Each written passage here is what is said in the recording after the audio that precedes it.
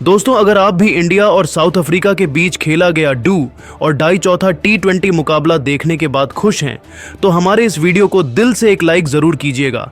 आज की वीडियो का लाइक टारगेट केवल 400 लाइक का है, तो वीडियो को लाइक करना बिल्कुल भी ना भूले।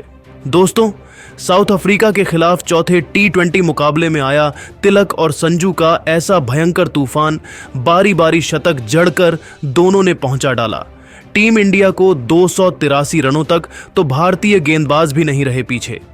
मचाई ऐसी तबाही 3 ओवर में ही 4 विकेट लेकर अर्शदीप और हार्दिक ने कर दिया था अफ्रीका को तहस नहस। 10 रन पर ही चटका डाले 4 बड़े विकेट। तो आखिर इंडिया और साउथ अफ्रीका के बीच खेले गए इस चौथे T20 मुकाबले में कैसे लिखी गई टीम इंडिया की जीत की अमर कहानी, जिसे देखकर सबकी आंखें फटी की फटी रह गईं और भारत ने 3-1 से सीरीज जीतकर रच दिया इतिहास। दिखाएंगे इस मुकाबले की पूरी हाईलाइट, लेकिन उससे पहले तिलक, संजू और हार्दिक में आपका फेवरेट खिलाड़ी कौन है? अपनी राय नीचे कमेंट करके जरूर बताइए। दोस्तों, दुनिया की 2 सबसे बड़ी टीमों इंडिया और साउथ अफ्रीका के बीच आज 4 मैचों की रोमांचक T20 सीरीज का सबसे इंपॉर्टेंट चौथा और कांटे का महामुकाबला जोहानिसबर्ग के वांडरर्स क्रिकेट स्टेडियम पर शुरू हुआ, जिसकी अंतिम गेंद तक यह बता पाना नामुमकिन था कि कौन सी टीम इस मैच में बाजी मारने वाली है। इस मैदान पर जब टॉस के लिए सिक्का उछाला गया, तब इस बार टॉस के बॉस बने भारत के कप्तान सूर्य कुमार यादव, और उन्होंने टॉस जीतकर इस बार साउथ अफ्रीका को गेंदबाजी का निमंत्रण दिया और खुद पहले बैटिंग करने का फैसला कर डाला।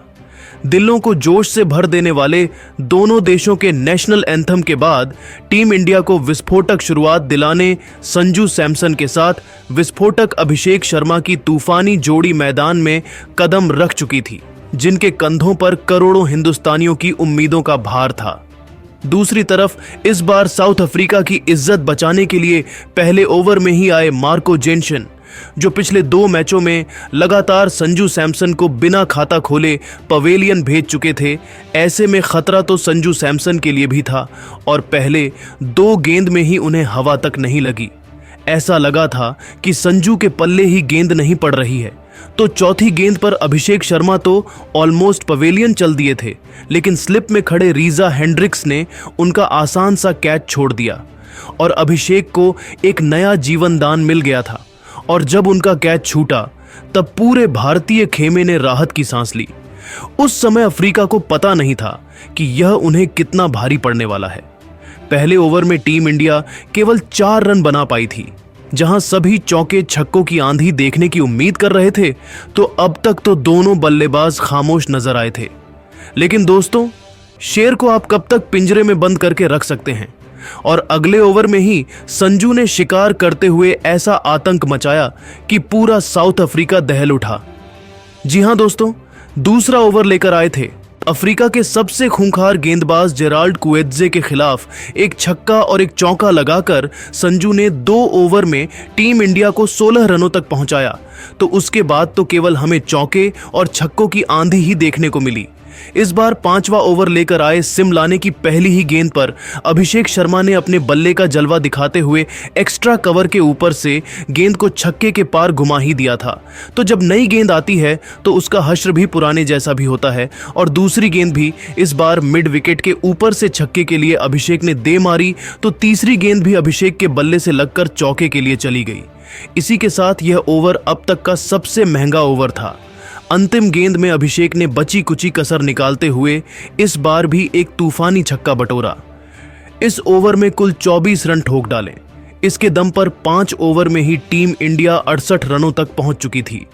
पावर प्ले का आखिरी ओवर लेकर आए शिपामला की चौथी गेंद पर अभिषेक ने चौका जरूर लगाया, लेकिन 5वीं गेंद पर इस गेंदबाज ने अभिषेक को अपने जाल में फंसाया, जहां गेंद उनके बल्ले से अलग कर विकेटकीपर क्लासेन के दस्तानों में चली गई और टीम इंडिया को 440 वर्ल्ड का पहला झटका लग चुका था, जहां अभिषेक इस मैच में 18 गेंद पर 2 चौकों 4 तूफानी छक्कों से सजी 36 रनों की विस्फोटक पारी खेलकर पवेलियन लौट गए।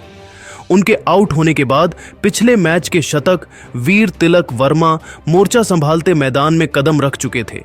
6 ओवर के पावर प्ले में टीम इंडिया ने 73 रन एक विकेट के नुकसान पर बनाया था। ऐसे में अब कप्तान मार्करम ने दोनों तरफ से स्पिन का आक्रमण शुरू कर दिया था। पर दोस्तों, रेड हॉट फॉर्म में चल रहे तिलक वर्मा को कहां फर्क पड़ता है सामने कौन है। आते ही उन्होंने अपने बल्ले से भूचाल ला दिया। जी हां, 9वां ओवर लेकर आए केशव महाराज की धज्जियां उड़ाते हुए इस खिलाड़ी ने लगातार 2 गेंद पर 2 तूफानों छक्के जड़कर अपने खतरनाक इरादों से साउथ अफ्रीका को रूबरू करवा दिया। तो 10वें ओवर में सैमसन और तिलक ने ट्रिस्टन स्टब्स के परखच्चे उड़ाकर रख दिए। पहले 2 गेंद पर ही सैमसन ने 2 तूफानी छक्के जड़कर अपनी तूफानी 50 पूरी की, तो चौथी और 5वीं गेंद पर तिलक ने 2 खतरनाक चौके लगाए और 10 ओवर में ही टीम इंडिया 129 रनों तक पहुंच चुकी थी। उसके बाद भी उनका आतंक कहां रुकने वाला था। वह तो केवल चौके छक्कों की बारिश कर रहे थे। साउथ अफ्रीका की हालत खराब थी। 12वां ओवर लेकर आए सिपमाला की चौथी गेंद पर ही छक्का मारकर तिलक ने टीम इंडिया को 150 रनों के पार पहुंचा दिया। तो देखते ही देखते जहां संजू अपने शतक की तरफ बढ़ रहे थे, तो तिलक भी मात्र 21 गेंद में 49 रन बना चुके थे। 13 ओवर में ही टीम इंडिया 177 रनों पर थी। तो अगले ही ओवर में तिलक वर्मा ने पहले एक चौका तो फिर एक तूफानी छक्का लगाकर बेहद शानदार अंदाज में अपनी 50 गेंद में पूरी कर ली। तो सलाम है इन दोनों बल्लेबाजों को। इस कदर तबाही अपने बल्ले से मचाई कि 14 ओवर में 199 रन टीम इंडिया ने बनाए, तो 15 ओवर आते आते 219 रनों तक भारत पहुंच चुका था। संजू 91 तो तिलक 80 रन बना चुके थे। और दोस्तों, फिर वह लम्हा भी जल्द आया जिसका इंतजार हर कोई बेसब्री से कर रहा था। जी हां, इन दोनों ने इस मैदान को अफ्रीका का शमशान बना दिया। कुएतजे की गेंद पर सिंगल लेकर संजू सैमसन ने केवल 51 गेंद पर अपना शानदार शतक पूरा कर इतिहास के पन्नों में अपना नाम सुनहरे अक्षरों में लिखवाया। तो उनसे कंधे से कंधा मिलाते हुए अगले ओवर में ही तिलक वर्मा ने 2 रन चुराकर उनसे भी तेज केवल 41 गेंद में शतक ठोककर पूरी दुनिया को अपना दीवाना बना दिया।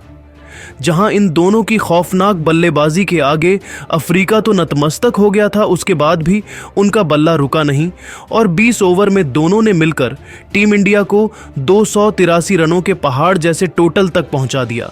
खुद 210 रनों की रिकॉर्ड तोड़ साझेदारी को अंजाम दिया। जहां संजू 56 गेंद पर 6 चौकों 9 तूफानी छक्कों से सजी 109 रनों की यादगार पारी खेलकर नाबाद रहे, तो तिलक ने 47 गेंद पर 9 चौकों 10 तूफानी छक्कों की बदौलत 120 रन ठोके और पूरी दुनिया हिलाकर रख दी। अब साउथ अफ्रीका के सामने एक नामुमकिन सा 284 रनों का टारगेट था, जिसे चेस करना था उनके बस की बात नहीं थी। सबको यह मालूम था कि यदि अफ्रीका को 2 बार भी बैटिंग मिल जाए तो भी वह इसे हासिल नहीं कर सकते हैं। लेकिन फिर भी अपनी टीम की डूबती नया को पार लगाने, इज्जत बचाने ओपनिंग क्रम में रियान रिकॉल्टन के साथ रीजा हेंड्रिक्स की तूफानी जोड़ी मैदान में उतरी थी। लेकिन दोस्तों, उनके जख्मों पर नमक छिड़कने का काम किया अर्शदीप सिंह ने, जिन्होंने अपने पहले ओवर की तीसरी की गेंद पर ही हेंड्रिक्स के तीनों डंडे उखाड़कर अफ्रीका की बर्बादी की अमर गाथा लिखना शुरू कर दिया था। जहां हेंड्रिक्स तो खाता भी नहीं खोल पाए थे। उनके आउट होने के बाद अब खुद कप्तान मार्करम मोर्चा संभालने के लिए मैदान में आ गए थे। पर दोस्तों, उनके लिए रन बनाना उतना ही मुश्किल हो रहा था जैसे कि रेगिस्तान में पानी ढूंढना। वह तो एक एक रन के लिए तरसते नजर आ रहे थे। बल्लेबाजों के बाद भारत की गेंदबाज भी बढ़ चढ़कर अफ्रीका को बर्बाद करने पर तुले हुए थे। दूसरा ओवर लेकर आए हार्दिक पांड्या ने इस बार रिकल्टन को अपने जाल में फंसाया, जिनका आसान सा कैच विकेट के पीछे संजू सैमसन ने लपका और केवल 1 रन ही बने थे और वहां साउथ अफ्रीका के दोनों बल्लेबाज पेवेलियन लौट गए थे। भारतीय टीम पूरी तरीके से इस मैच में हावी नजर आ रही थी। ऐसा लग रहा था कि साउथ अफ्रीका तो 50 रन भी नहीं बना पाएगी और टीम इंडिया बहुत बड़े अंतर से यह मुकाबला जीतने वाली है। अब सारी जिम्मेदारी मार्करम के साथ ट्रिस्टन स्टब्स के मजबूत कंधों पर आ गई थी। अफ्रीकी कप्तान कोशिश कर भी रहे थे अपनी टीम के लिए, लेकिन दोस्तों, अर्शदीप के आगे उनकी एक न चली। इस बार अर्शदीप सिंह ने तीसरे ओवर में मार्करम को रवि बिश्नोई के हाथों कैच आउट करवाकर अफ्रीकी बैटिंग क्रम की कमर तोड़ दी थी।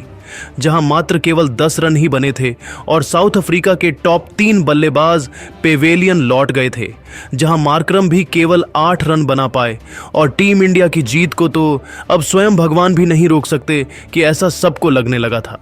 और दोस्तों, ताबूत में आखिरी खील ठोकते हुए अर्शदीप ने क्लासें को बिना खाता खोले LBW कर अफ्रीका को एक शर्मनाक हार के मुंह में धकेल दिया था, जहां 10 रन पर ही अफ्रीका के 4 बल्लेबाज पेवेलियन लौट गए थे।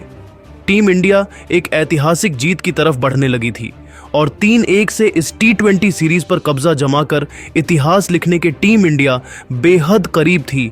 और यह सब मुमकिन हो पाया था संजू सैमसन और तिलक वर्मा की बदौलत।